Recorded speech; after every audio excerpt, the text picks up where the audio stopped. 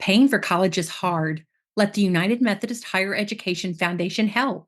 Apply now for scholarships at umhef.org. Churches are good at food drives, but not as good at food justice, claims Kathy Webb, a Cradle United Methodist who has worked in Arkansas politics for decades. Kathy shares how her faith integrates with social justice as a passionate advocate who engages with her community, city boards, commissions, and church to tackle pressing issues such as housing, healthcare access, voting rights, and criminal justice reform. And discover how, as Jesus commanded, when we love our neighbors, we can all contribute to a more just and equitable society.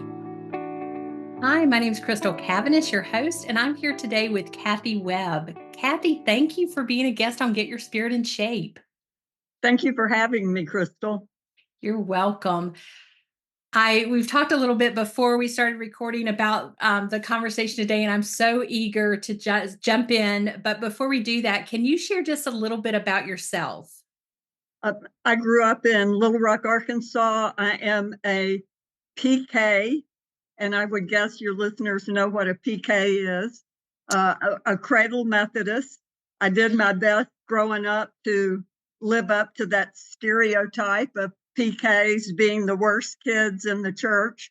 But I'm very grateful that my mom and dad lived a long, good life, and I was able to appreciate that upbringing as I became an adult in a way I didn't as a kid.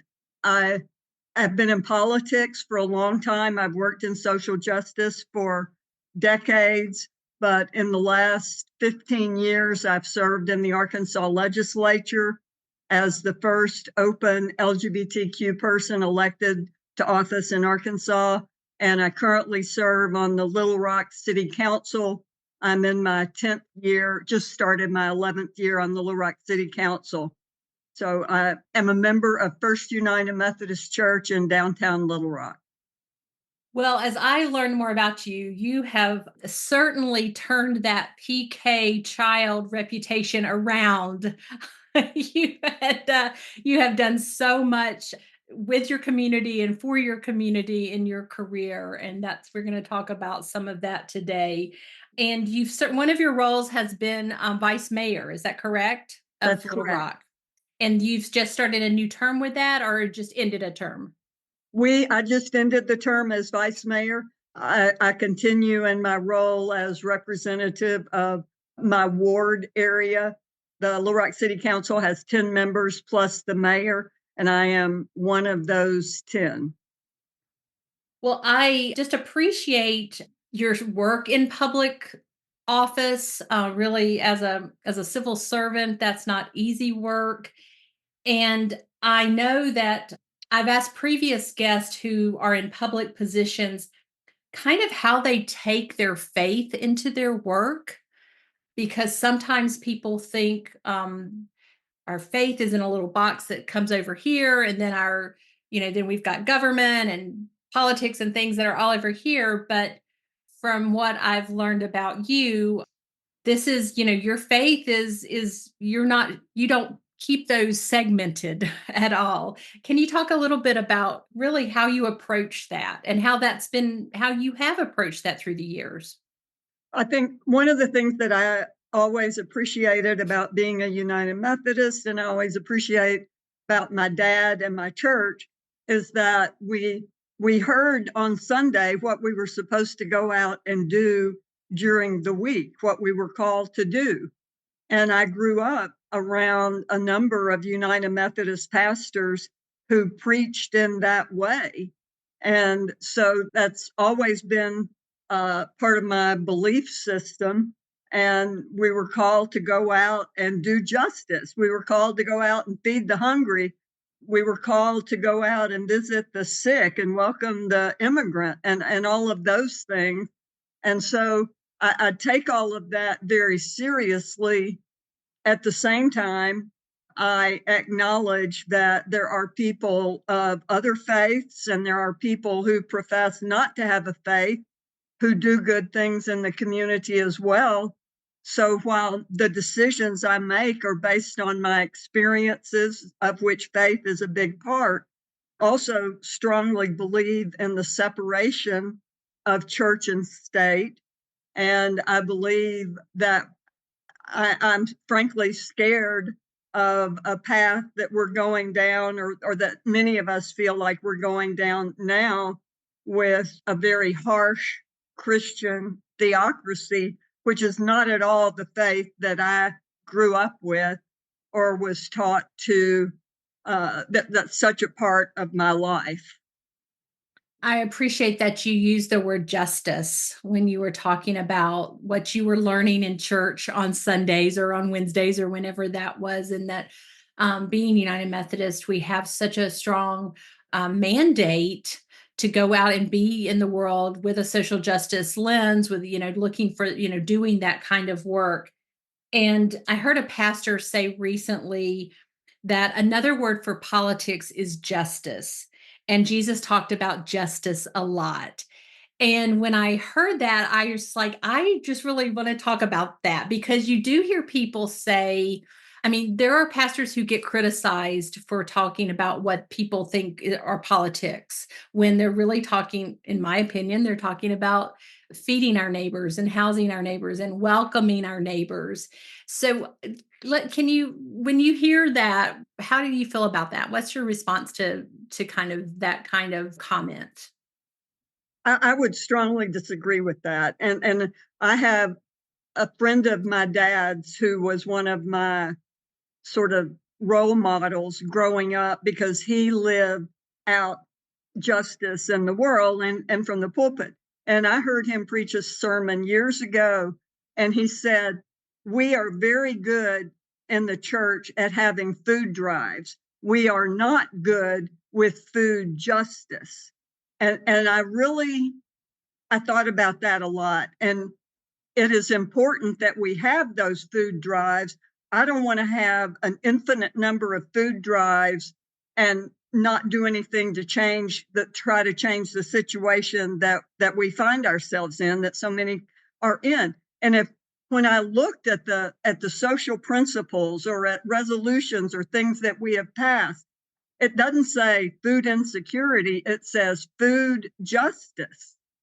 So I think from my perspective, I thought would be falling short if I didn't go out and try to change policy that would alleviate poverty, that would alleviate hunger. I'm still going to try to go out and get food for people to eat, but I've got to work to change that policy, because that is justice. It's not political. And I've never forgotten when Ben Jordan preached that sermon. So I think it speaks directly to what you're saying. I can imagine that people are hearing you talk and they're thinking, well, yes, you're in a position where you can really impact laws and what's happening in Little Rock or even in the state of Arkansas. And I want you to share in just a minute about what just happened in the state of Arkansas. But I believe that we all can take a stand in this, or at least have some action in this. What can I do? I'm not an elected official. What can I do? And I think there's something for everybody to do. We have to sit down and have conversations to find out what people's specific interests are. And I'll give you another example of what recently did that would perhaps offer you an opportunity. Matthew Desmond was in Little Rock recently. He's the author of two amazing books, one called Evicted, the other, which won a Pulitzer, the other, Poverty by America. And our church read those. We were reading about the housing crisis and a number of other issues facing us. And a few weeks ago, there was a special Sunday school class to discuss what individuals could do to make an impact. We have a community cafe where people who are unsheltered come and get warm and get snacks, and we try to provide service. But then to take that next step to change policy, whatever community people live in, most often there are city boards and commissions that are affiliated with local government. We have a housing commission in the city of Little Rock. We have a planning commission that deals with zoning issues. And we talked about those as opportunities for people to serve, because you can look at those issues from a social justice lens. And so those are just like two small examples of how someone could be engaged, and it's very consistent with the justice work that we talk about on Sunday morning. And it has a direct impact to the community where we live. Yeah. So it's not just hunger, it's housing, it's healthcare, access to healthcare, access to voting, corrections, and reformation of criminal justice. It's in my opinion, it's all the issues that we can look at through that lens and find our own place in which to plug in. And it's childcare and it's education, which leads me to have you ask you about something that you've been a part of, some work you've been a part of that affects school children in Arkansas. And I've been very privileged to serve as the CEO of the statewide hunger relief organization for a number of years. I retired from that position almost a year ago, but was fortunate to be retained to work on a bill that would provide universal breakfast for all Arkansas public school children. And I think working with a lot of my colleagues I've worked with for a long time, working with the legislature and working with the governor, who supported this bill. Last week, it passed the Arkansas House. It started in the Senate, passed the Arkansas House on Thursday, and will be signed into law by the governor later this week, which means every public school child in Arkansas will have the opportunity to have a breakfast at no cost. And we know that impacts their ability to learn. It impacts their ability to concentrate. It eliminates the stigma. And stigma is used a lot in the Methodist Church and the social principles and in resolutions talking about what we're called to do. I see the word stigma in there, that we have to eliminate that word. And universal breakfast eliminates stigma that children feel when they have to go take a free breakfast. So this is going to be transformative.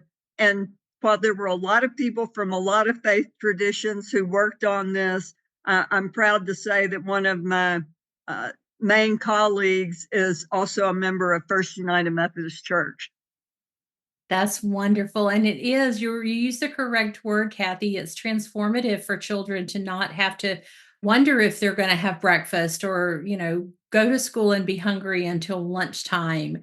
And to destigmatize that is huge for kids. Yeah. Just one We're, more barrier that you're taking down.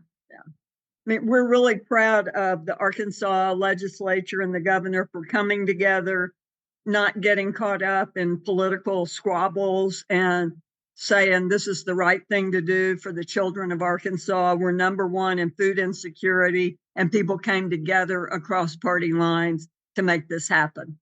And you were sharing that Arkansas is now one of just what, a half a dozen states that Yeah. has this. Yeah, there are, I think, 7 or 8 who have both breakfast and lunch, and we now become the second state to have universal breakfast. So it's a big step. It is. Well, and you said it took about 10 years. Is that what you shared? At, at least, and we've made some incremental gains along the way. 2 years ago, we eliminated the reduced price copay, which was very important for families, and that was a justice issue. And that was transformative for a lot of families who had 2 or 3 kids and couldn't afford that copay every day, even though the copay was only 30 cents.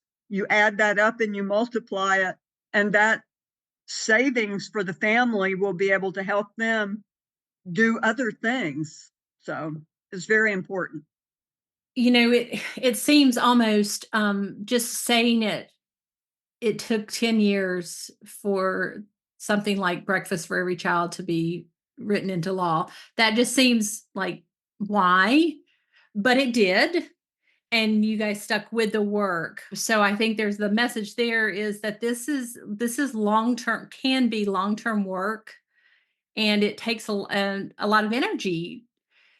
Tell me about how do you maintain your optimism and your energy through a process like that? I've always been optimistic and I've always been determined.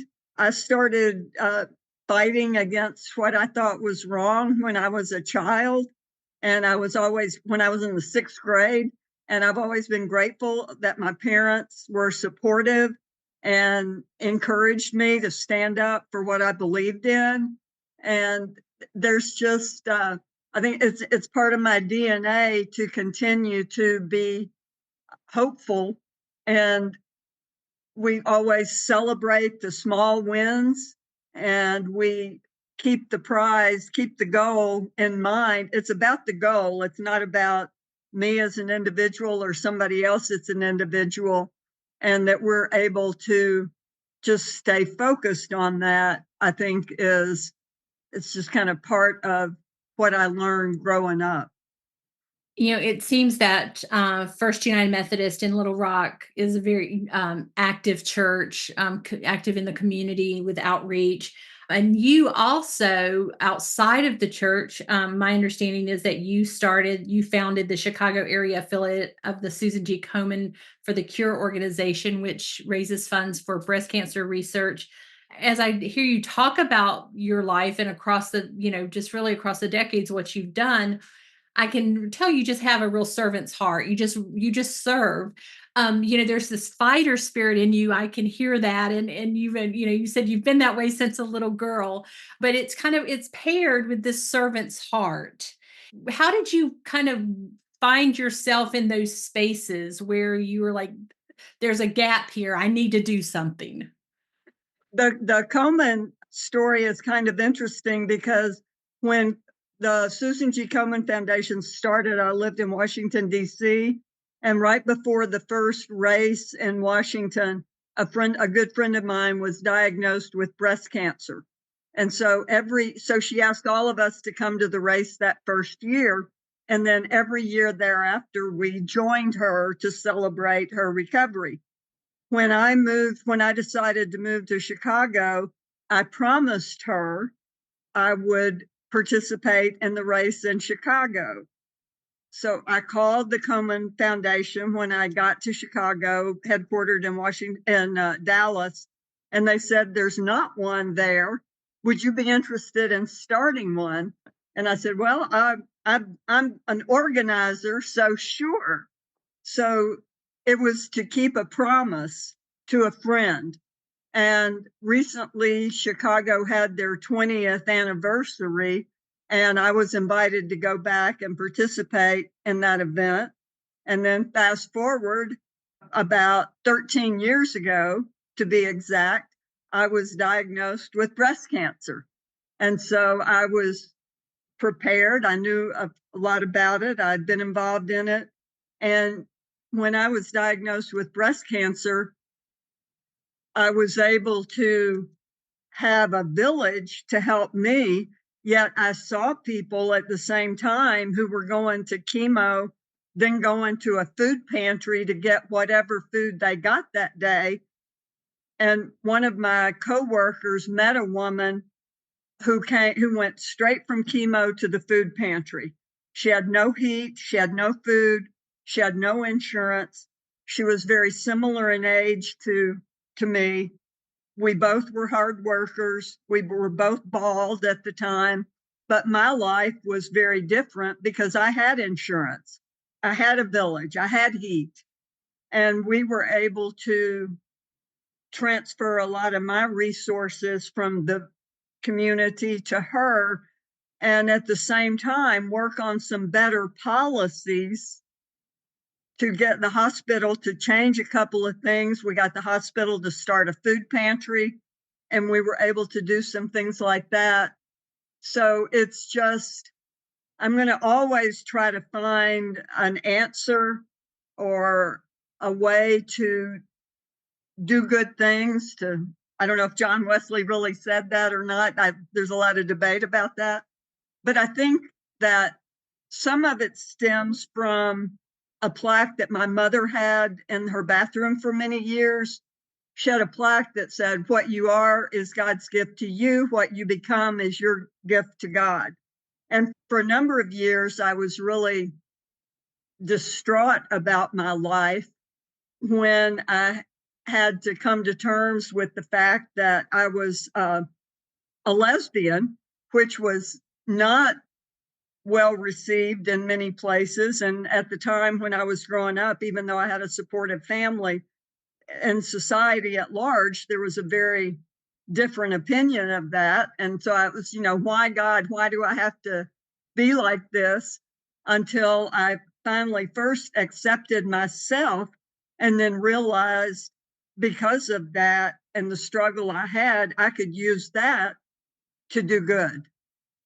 And so I don't think you have to have that perspective of something in your life that makes you want to serve in that way. But I think, at least for me, it helped me with my focus on different communities, particularly those communities that have been marginalized in one way or another. Sounds like it definitely gave you a lens Mm-hmm. and an empathy Yeah. for some other, for marginalized communities Yeah. too. And I really appreciated, Kathy, of how you, when you were going through your own breast cancer recovery, treatment and recovery, you saw a need there. You saw someone else, and you and your friends were like problem solvers. It's like, there's a problem here. How do we solve this? And so nobody would have said, if you had just said this, really hard time for me, I just can't do one more thing, that would have been understandable. But you had this outward focus, and which I just appreciate that you use that to help even more than one person. It grew to something even larger. So thank you for that work, and that it's an attitude, really, just this spirit of, who can I help? I like that you called yourself an organizer, that you recognize your gifts and you were able to just jump in and make something happen. So, and maybe that's what we all need to be doing too, is opening our eyes a little more to saying what's around us, what's immediately around us that we can find a place to plug into or to help and improve. Sometimes we sell ourselves short with our skills. There are a lot of skills I don't have, a lot of things I'm not very good at, but connecting the dots is something that I always encourage my coworkers to do, and to try to envision what happens when you connect the dots, because all of these things are related. When I was in the hospital during the cancer treatment, the social worker comes in and they say, "Do you have a place to go when you leave here?" "Yes." "Do you have somebody who can help you at your house?" "Yes."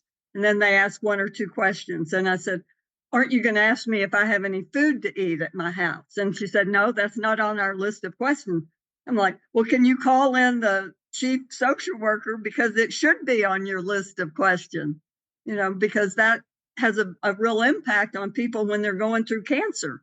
And so we had a very good discussion about that. And I think they now ask if you have food when you get released.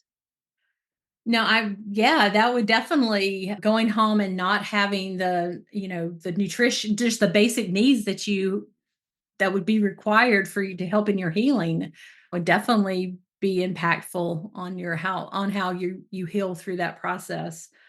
So sounds like, just, and also some common sense here. So, well, as we kind of finish up today, Kathy, is there anything you wanted to talk about that we haven't yet talked about?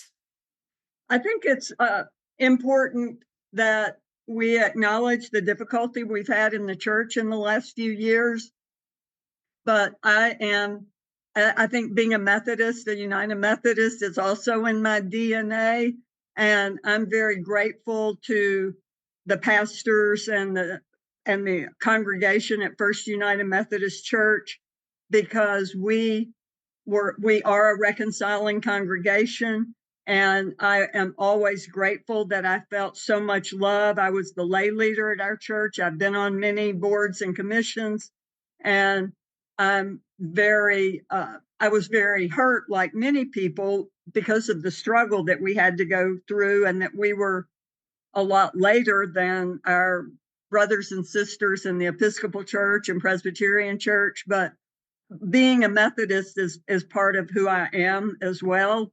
And I'm hopeful that we have put the biggest part of that discussion behind us. I'm hopeful. I'm hopeful too, because then we can use that energy to talk about how we can make our welcome our neighbors, how we can provide some basic needs, Yeah, which is which I really believe Jesus, that was the main teaching, to love God and to love our neighbors.